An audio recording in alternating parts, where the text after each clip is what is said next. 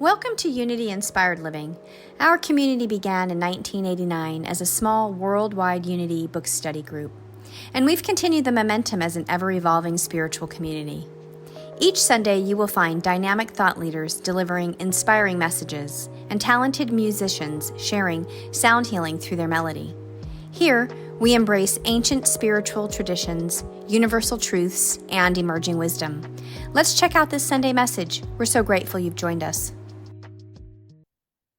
My name is Amy Van Ling, and I am always grateful and joyful to be here in service to the Unity Inspired Living community. I am the spiritual director here, and it truly is my delight to be here with you on Sunday mornings. We are an ever-evolving spiritual community here, and we are dedicated to personal and global transformation. We're on a spiritual pilgrimage together, and that is our theme for 2024, Journey of the Soul. And boy, that's pretty expansive. That's an expansive statement right there, Journey of the Soul. And we say, yes, we embrace that. We embrace that theme. I invite you to lean into the love here, feel your heart center, allow the compassion and the acceptance of the community. Hi, Paris. Paris says, good morning, my beautiful friends. Denise logged in. Welcome, everybody. So grateful to have you here. Our theme this month is Orient to Openness, and I have really been playing with this theme and loving it so much. We talked yesterday about keeping our third eye open, and the ways we can cultivate a culture of peace by orienting to openness and staying out of resistance and allowing new perspectives. And as the Course in Miracles says, I choose peace instead of this. This is fill in the blank, right? Whatever you want to put in there. And since yesterday was the International Day of Peace, we talked a lot about peace, of course, too, that it begins within. And I know that sounds like kind of a little cliche thing that we hear so frequently. It might just sort of like go in one ear and out the other. But for a moment, just breathe into that, because it is true. Peace must begin within for us to radiate, illuminate it out into our family systems, then our community, and then our world, of course, globally. So, and into the universe. So thank you for being part of this journey. And we want you to feel this loving embrace as you come into this sacred space with us this morning, allowing yourself to align with the spirit, tune within to the knowing, the inner wisdom. Pat is here. Pat says, hello, everyone from Sun River, Oregon. After the fire alerts have passed, thank you for putting us in the light. Yes, we did. Thank you for updating us, Pat. We're so glad you're here. Marianne says, so happy to be with our loving community, my soul family. Indeed, we're grateful to have you here. Everybody, thank you for being here with us this morning. We have an exciting morning planned. If you're visiting us for the first time, we're so glad that you're here. Check out our website for ways to connect with us. If you're watching on the YouTube link later, the link to our website is right below the video.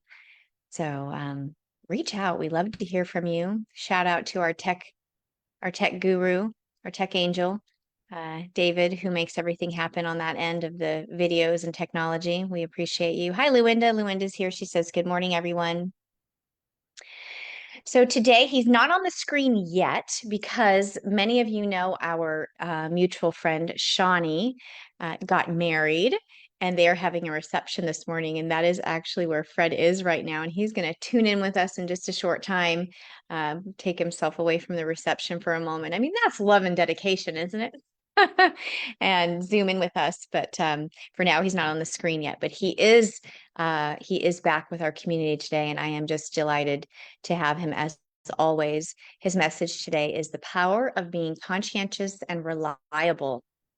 And he and I have had many conversations about this topic, so I smiled when I saw that was his talk title for today. So I look forward to that, and there will not be a workshop today. However, our community Zoom link is always open for you to tune into, so feel free to jump into there and connect with others.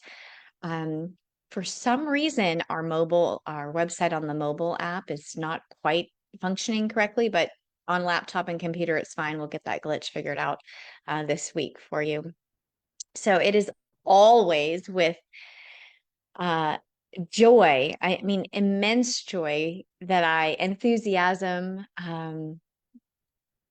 delight that I welcome back Beverly B. She is a dear, kindred spirit, loving friend, shamanic energy worker, ancient sound healer, and just definitely an all around magical musician, soulful, spirit filled. And our community has been so blessed by her over the last few years. And we're thrilled, overjoyed to welcome you back, Beverly B. Thank you for your presence. Thank you for your essence. Thank you for your sacred yes.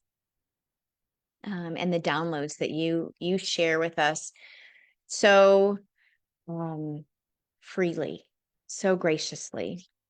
We appreciate you so very much. And she's so bright in her pink today. I just love it. I'm loving the pink. And we have our magnificent, divine, delightful Nancy Pimentel. She is here to share our selected inspirational reading, which connects with our theme of the month, Orient to Openness. And she has some community announcements for us and our prayer of plenitude. And shout out to Nancy Pimentel because she is I would say my right arm and my left arm. There are so many things that have happened in the last few days with our peace walk and our community circle and gathering, and Nancy makes it happen. So thank you, dear one. This is the public shout out for what a blessing you are to me and to our community. Truly, truly in gratitude. So welcome everybody tuning in to our Sunday experience. Thank you for saying yes, for making this a priority to be in this space, and to be into this energy and expand this energy, because once we tune in here, then we fill up and then share out. And that's part of our mission here, is to be love in the world, to be that loving presence, and choosing peace instead of that, and making a conscious decision to allow, to honor, to walk in grace and graciousness and love. Welcome in, Nan. I see that you tuned in. It was really wonderful to see you yesterday. Luminda, hello. She says, good morning, everyone. Yay. I'm so grateful for everybody who's tuning in with us this morning. Good morning, beloveds. So we are going to take a moment here to inhale a conscious breath of the spirit, and allow the energy in the air to fill your lungs and then fill your body. And then just exhale anything that feels heavy, any thoughts that are feeling like they're holding you back, or any doubts, any weight. Let that go. Just let that go. As we move into enliven and activate our mission statement. And I thank you for joining me in this mission, which is fostering love and wisdom, inspiring transformation, offering compassionate outreach, and embracing unity. And it brings us great joy to be on this mission together, and we're grateful to co-create. So the first thing we do on Sunday morning is we open up with a community song space. And so I'm going to hand the screen over to Beverly B now, and she is going to take us away. And the most magical, magnificent, mystical part about Beverly B is we never know what's coming. So thank you, beloved. It's all yours. You know, it's so interesting because as I was sitting here listening to you, um, and we were speaking before, we became live, and what I what I got was we need to take a moment to breathe, and then you actually mentioned that, so I knew this download is a download I got years ago when I was live on Facebook, and it's the only one I actually remember. because I realized I was playing the same song every time I would go off Facebook. And that was, I don't know, maybe a year later I realized that. So this right here, um, as I play it, just like Amy said, just breathe.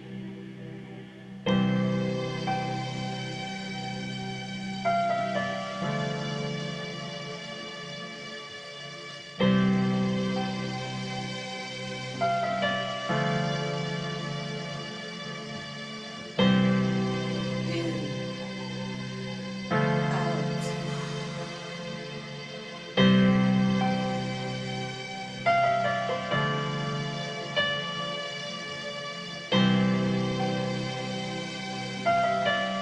I want you to think about something pleasant right now.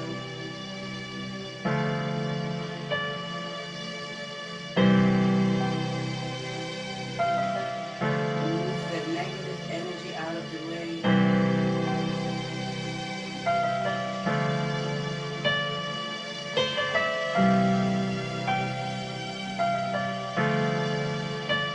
The time.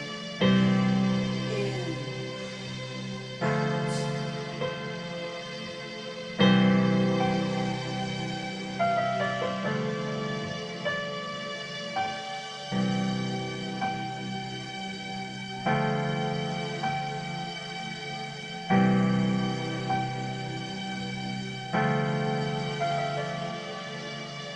One more time.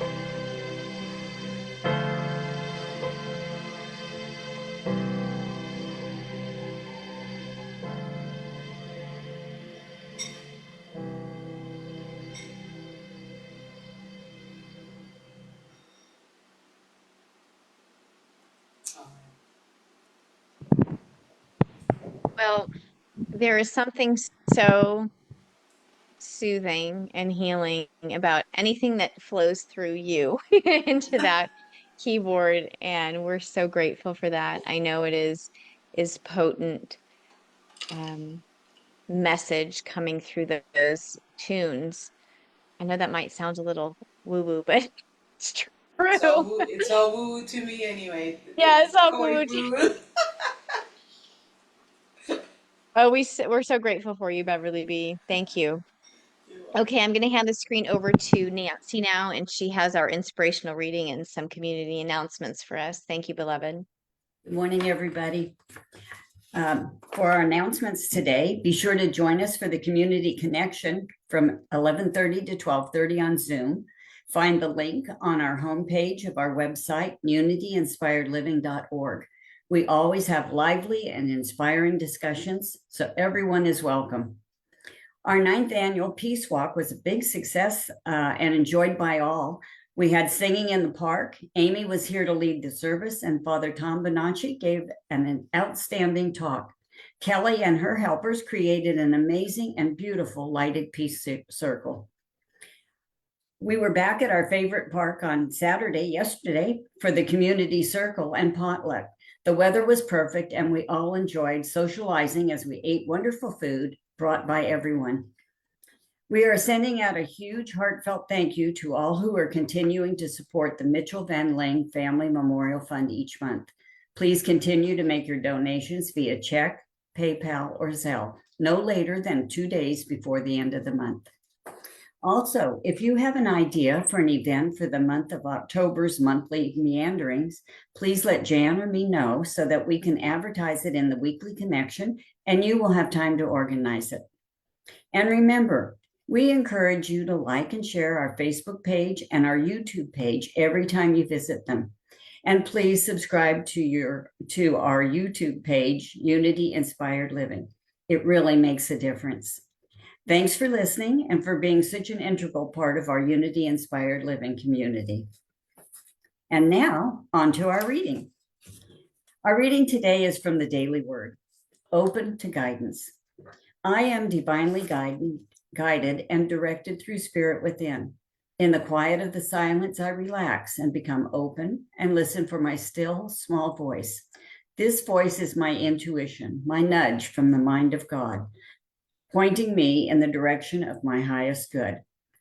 I may receive information advice from my friends and family, or I may do some research on my own. But I place the most value and trust in the insight I receive when I listen to my intuition the most. More than that, relying on my guidance heightens my awareness of God's presence and deepens my trust in God's goodness. I listen to my still, small voice and feel confident following its guidance. The more I follow it, the more I feel I am co-creating with the divine to live my fullest and richest life. Do not be conformed to this world, but be transformed by the renewing of your minds, so that you may discern what is the will of God. Romans 12:2. Thank you for listening. Well, thank you for sharing, Nancy. And I love that, staying open to that inner voice, the intuition, this still small voice.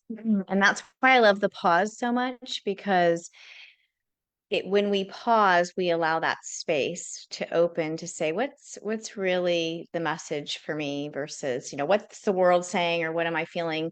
There's like so much anymore is urgent. Have you ever noticed that? Like, we have texts now. I set my phone down the other day for a couple of hours at the conference. It was like 3 hours, like, whoa, you missed so much. Everything's so urgent. So really to come back to, let me come back to center and pause so I can open up and really feel what's going on here, and is it really urgent, and what am I to do? What am I being called for right now? So thank you for that, Nancy. We appreciate you, and the announcements, and the Peace Walk was amazing. And we appreciate everybody who was there for that. It was really a lot of joy, happening there. Peace and joy. So thank you, Nancy, for all of it. We're grateful for you. I'm going to hand the screen back over to Beverly B now. She has more downloads, more music for us. Thank you, beloved. You know, as you were speaking, Nancy, I got reminded of something, that when I go to the beach and I sit there just in my quiet time to receive downloads, right? I realize that when the waves go, and then there's always a stillness in between the waves, there's this quiet. I think those are the moments where we really get our wisdom, because the waves are the turmoil, right?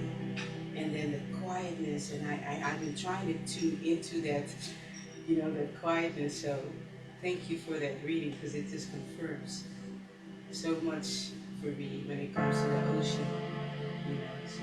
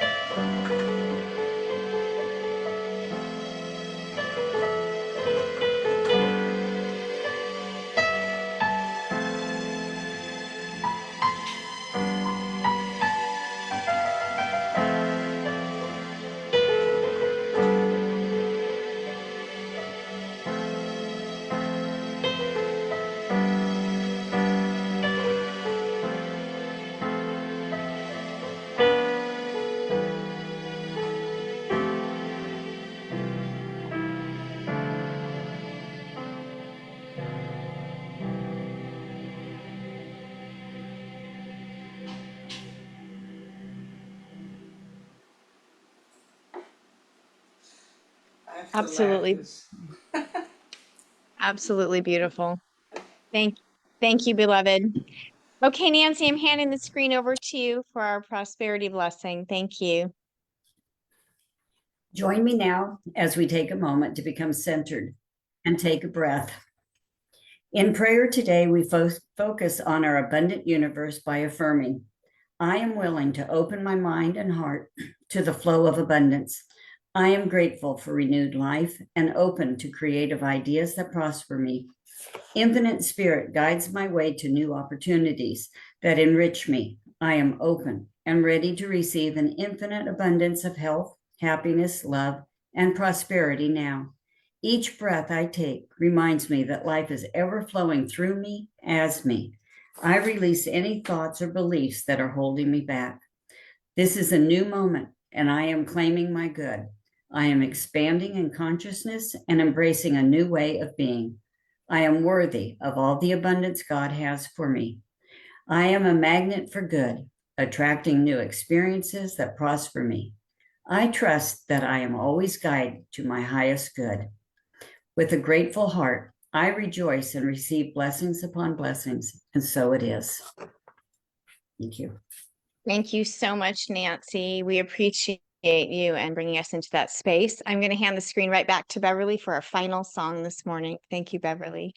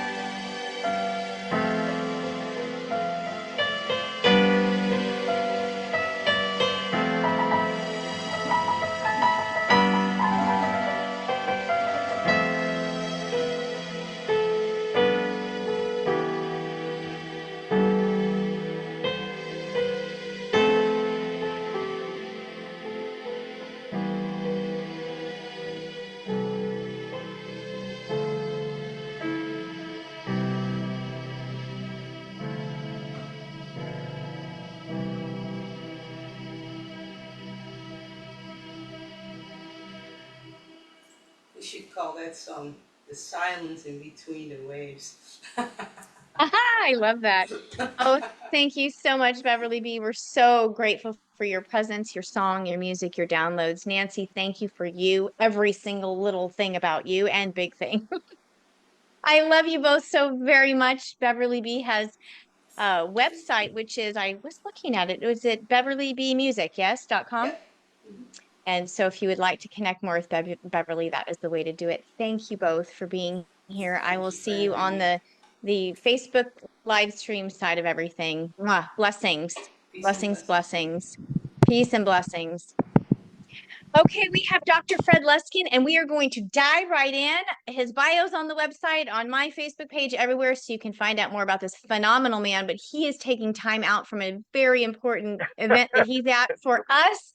Our dear friend, our dear mutual friend, Shawnee, has gotten married, and that's where Fred is. So thank you for taking time out for us. I'm going to hand the screen over to you for this incredible talk today about the power of being conscientious and reliable. Mwah, blessings. Thank you for you. Hello, Amy, and Hello, I'm in Monterey, so it's very beautiful here. Um, hello, everyone. Um, when Amy and I chatted, really, I mean, so briefly about what I might talk about, um, I had read an article or a research finding on one of the hidden predictors of a good marriage. And, most people think of like compatibility and attractiveness and maybe wealth and emotional contentment as predictors of a good marriage. But this was a pretty robust finding that both genders almost need a partner who's reliable. Now, that's so not sexy. It's so not sexy. But there's one of the leading psychological tests is the Big Five inventory, and there's one of the 5 criteria is conscientiousness. It's, are you dependable? Do you get shit done? Do you take care of loose ends? And it turned out that certainly when couples are in the busiest time of life with kids and careers, if the partners can't depend on the other person fulfilling their responsibilities and doing what they say they're going to do, it is very, very stressful to be in relationship with someone. So I read that and I thought, wow, is that fascinating? Of course, it makes so much sense. But in our me first culture and our entitlement world, the idea that what may be really important is, do we follow our word? Can we be trusted? Do we take care of our business? Do we do what we've said? Because that relieves pressure on all the people around us and doesn't require that they have to spend their precious resources worrying about whether or not we're going to pull our weight. Now, what an interesting thing, because I remember when I wrote a book, 15 years ago called Forgive for Love, about forgiveness as a cornerstone of relationship. And that had come from research that I had read where people had shown that for long-term relationships, if you didn't have forgiveness, that relationship was not going to last. Like, both you and your partner are such an asshole that if you don't have forgiveness, it's like, bend over, kiss a goodbye now, because, everybody is such a jerk and so difficult that it requires forgiveness to be in relationship. Okay. And that was, again, an anti-sexy kind of finding in the marriage literature that, no, it doesn't matter how cute you are, but it actually matters whether you tell the truth and whether you're reliable and whether you can forgive. Now, there are other compatibilities. I'm not trying to make it seem like cute is irrelevant. Cute happens to be more of a threshold thing than a maintainer of relationship, that people hesitate to get into relationship without a certain threshold of cute. But once that threshold has been passed, it literally makes no difference. But forgiveness matters. So when I was looking at writing my book, what I looked at is what were the other books out there about marriage and compatibility, and they were all about what can I get. So how do I find a partner who gives me what I want. And they were all about, like, how do I find what I need? How do I get what's compatible with me? But almost none of them were about what's really important, which is how do I make myself the kind of person somebody wants to come home to? Which is a 180 from the narcissistically absorbed culture we live in. We're all about what can I get and how do I make it perfect and how do I find people who will recognize what a gift I am, rather than how do I work on myself, which is where this stumbles into spiritual compatibility. How do I work on my crap? How do I, again, with this conversation, how do I honor my word? How do I practice forgiveness? How do I come to the table with a certain generosity of spirit? Because that's what forgiveness is. It's a generosity of spirit. But I was looking at this conscientiousness and realizing that some piece of conscientiousness is ego transcendent. Some of it can just be pure anal retentiveness, like I wasn't toilet trained well, so everything's got to be in its place and I can't stand disorder and stuff like that. But some of it is just pure service. Like if you're in a relationship and you say to them, when you come home, the laundry will be done. Or when you come home, the car will be fixed. And you do it. That's care. That's love. That means that the partner or the other person can relax around you. Well, that's not trivial. And the essence of spirituality, the entirety of it, is getting over yourself. That's the whole dance, and it's an impossible dance. But the whole dance is, we think we're so wonderful, we're so special, we're so important, everything that happens to us is worthy of a great story to tell everybody. How is my ego doing? And then you can tell me how your ego is doing. But that's partly the disease, not the cure. And the spiritual life is some degree of cure for that disease. The disease of unbearable self-centeredness. So a self-centered person makes sure that everything around them comes first. Their needs, their wounds. I mean, that's what a wounded person is. Even though we love our wounds and we love announcing, how much we've been hurt and how everybody should poo-poo our wounds, but that's a self-centered point of view. A little mature spirituality is how does it impact others?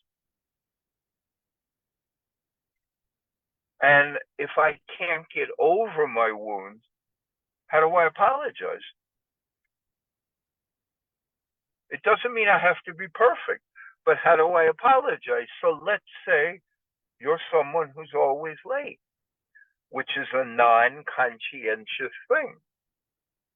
In fact, it's one of the biggest and most common non-conscientious things, because if I say, I'm going to be someplace at 10 o'clock, and 85% of the time I'm not there, that's a non-conscientious life. But maybe there's all sorts of reasons why people are late. They may have processing issues. They may have been raised by overly strict parents, and this is the only way they can rebel. Or maybe they just maybe their neurons don't connect in a way that attends to time. But if you're one of these non-conscientious people, you can show up late and say, I'm sorry. I know how that impacts you. Instead of defending yourself, arguing, well, I was only 5 minutes late. What are you giving me such grief for? This idea of conscientiousness, of doing what you say you will do, when you say you will do it without complaint, is a key piece of the spiritual path that we don't like to acknowledge. Conscientiousness means if we're on a spiritual path which asks us to meditate every day, conscientiousness means we do it. Simply responding to how we feel will not get us to meditate every day, will not get us to prayer, will not get us to reading our spiritual things every day, will not get us to adhere to our diet. This importance, it's a form of authenticity. Can people count on my words? That's a major form of authenticity. One of the teachings of the more yogic, but it's also mirrored in Buddhism with right speech. But one of the tenets of yoga is that our speech has tremendous power. That those vibrations that we put out have impact on the world, and that they have effect on other people and actually bring things into manifestation. But here's the problem. Only if you tell the truth. When you lie or you don't do what you say, then you dim the power of your speech and you lose much of your co-creative ability because you lack authenticity. So when you say to somebody, I'll call you later, and you don't call, you lose some of your power. Because your words don't mean much. And that's your power. A lot of our power is in our words and our behavior, not just in what we think we're doing or what we intend to do. When Gandhi said, and this is way stronger than I'm trying to make it, when Gandhi said, my life is my message, we're saying that too with our life. So when you are habitually late or somebody can't trust that you'll do what you say, your message of your life is your needs don't matter. I matter, but you don't matter. Our messages, our words, and our behavior. So this conscientiousness piece means, at its essence, to be mindful of our words and our behavior. Are they in alignment? Are they honoring what we intend to do? The Buddhists, with their right speech, ask the basic question, is it kind? Is it necessary? Is it true? Well, kind is not just, you can tell somebody criticism and be completely kind. You know, you can say to somebody, may not recognize that you not taking out the garbage, or you not like cleaning the cat's dish, or you not making the bed, you may not recognize its impact on your family. And you can say that with kindness, because the other criteria of is it necessary may be met. But the conscientiousness piece is so central to spiritual practice and evolving. I mean, it's not a mystery why when people enter monasteries or they commit their life to the spirit, it's not a world of pleasure and just doing what you want. It's a highly disciplined world. Part of what we're doing with the spiritual world is disciplining our mind. That's why we meditate. Conscientiousness means we're disciplining our actions so that they're in alignment with who we want to be, and that they're in alignment with the people in our life.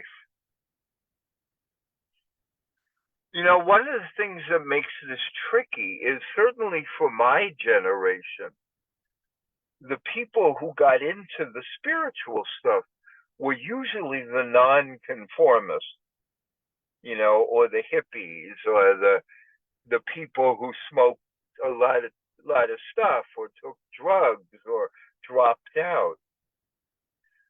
And we mistook some of that for true spirituality. That's not true spirituality. That's just maybe a portal to letting go of some of the things that might keep us from spirituality. But true spirituality is proper behavior, is goodwill, is attention to the needs of others. You know, again, when you think of, I don't know why I reread that very simple thing where Jesus is asked, like, what's the most important commandment? And it's, you know, love your God with all your heart, mind, and soul, and love your neighbor as yourself. Well, that's a call to conscientiousness, to pay attention, to keep your focus, to not be too distracted, to pay attention to whatever you think your God is, and give goodwill and whatever you can to other people. That requires a tremendous focus and alignment.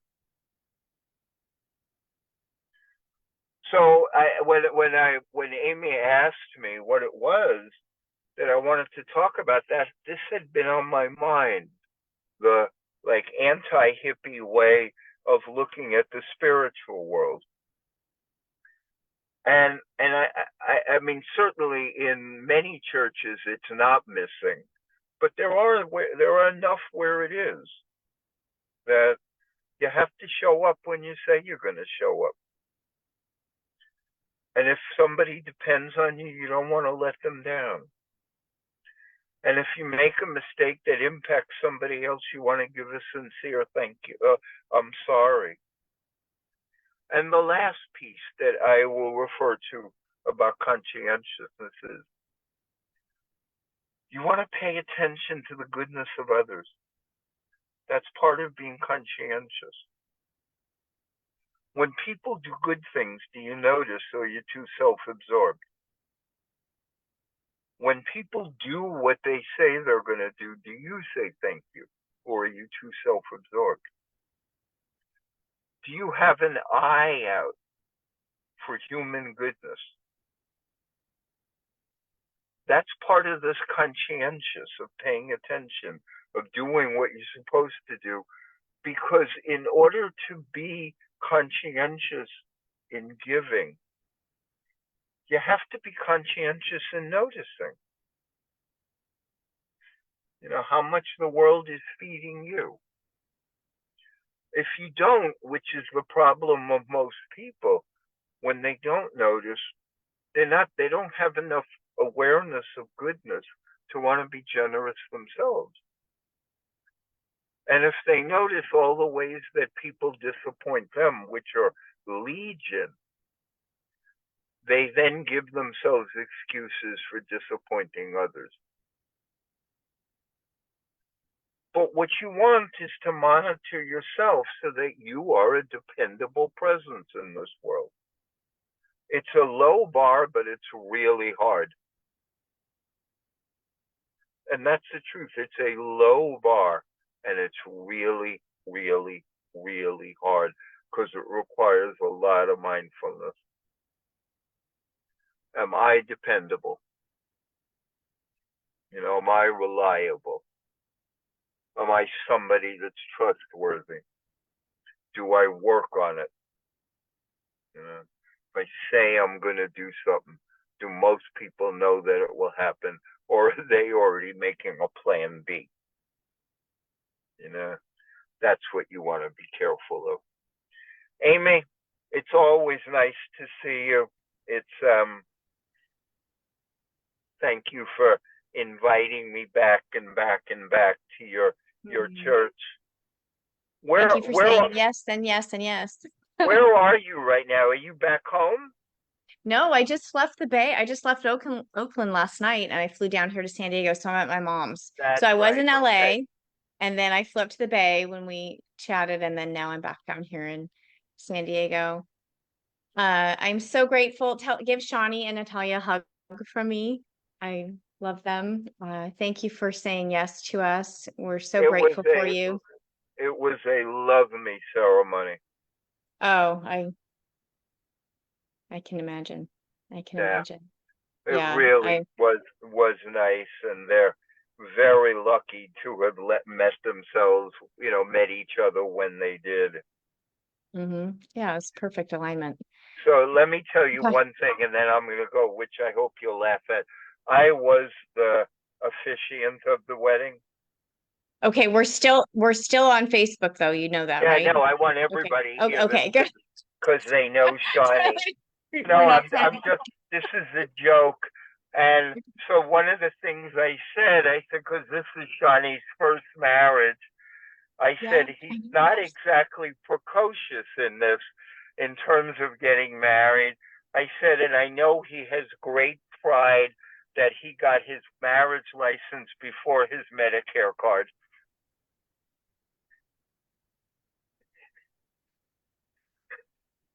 Hilarious. I love you dearly. That's what I wanted to say, because I know cute. your audience knows Shawnee. Yes, I do. I know him well, very well. Wow. Well, that was great. Thank you for the talk. I know this is something we've talked about too many times. So thank you for bringing it to I'm happy to. So many quotable moments in here, but we'll touch base this week. Okay. Good. Amy, I look forward to seeing you again soon. And everybody out there, thank you for indulging me in the middle of something else. Amy, take care. Thank you. We appreciate you. Peace and blessings, my love. Hi, everybody. Wow. I didn't, it was funny because I'm a little disoriented because I'm not in my usual space, and I'm at my mom's house and Mom and Steve's house. I'm so grateful for them. They just let me take over when I'm here, but I didn't have a pen, so I couldn't jot down like I normally do everything that I want to. But there are so many great things that Fred shared with us, and I did write down on my phone, my notes, a couple of the things. I can't type with my fingers as fast as I can write with a pen. That's the issue for me. But something he closed with was, paying attention to the goodness of others. He said, do you have an eye out for human goodness? And I just want to sit with that for a minute, because it just feels like that ties so much together for me anyway, that about our practice. He did talk about our spiritual practice, and it's really essential to our spiritual practice that we're conscientious, right? Being mindful about our discipline, right? Being highly disciplined. He talked about disciplining our mind. We talk about that all the time here. I mean, essentially, that's what we're always coming back to is coming back to alignment. When Father Tom was talking about at the Peace Walk about the years we had a candle, we would walk with the candle, and the wind would blow the candle out, and we'd light it again, and the wind would come and blow the candle, and we'd light it again. That's the same with us, like coming back to center, coming back to conscientiousness, coming back to a disciplined mind, right? Because our thoughts want to kind of go hairy-carry sometimes. And so back to the pay attention to the goodness of others, this really aligns with our orient to openness, because sometimes we can get really myopic and closed-minded when our ego feels touched, activated. Some people like the word triggered. I like the word activated. And we want to focus in. We want to hone in on the problem, the issue. And when we broaden the scope to really consciously decide, I am going to be a joy seeker. I am going to be a peace finder. I am going to pay attention to the goodness of human nature. What we seek, we find. We know this. We know this is true. I love how Fred talks about Jesus a lot like I do. We're very aligned in that relationship we have. Jesus, he was talking about the commandments, said, love your God with all your heart and your neighbor as yourself, is a call to conscientiousness. And isn't that true? Because it does take tremendous focus and alignment to continually stay in alignment with your truth, your essence. Where's my compass say I am, and where do I want to be operating from? And loving your neighbor, paying attention to the goodness of other humans. There was a lot in this talk. Okay, let me go back to our Facebook feed and see if anybody is tuning in here with any questions, comments, as TJ would say, or smart remarks. Hi, Mom. She says, thank you, Fred. I know he got off quickly. I knew he was going to be in and out of the Zoom today because of attending Shawnee's beautiful reception. Luinda says, wonderful talk, Fred Luskin. Being conscious to the feelings and needs of others means being a loving friend, partner. Yeah, I mean, we went into some pretty deep things today. Yes, paying attention to the good in others, seeing the God in others. That's right, the godness, the face of God, right? We have this song. I love that song. You are the face of God. And when we remember that and we actually seek to find that in everybody, what a difference. What some people might call that miraculous. What a miraculous shift in how we see people in life.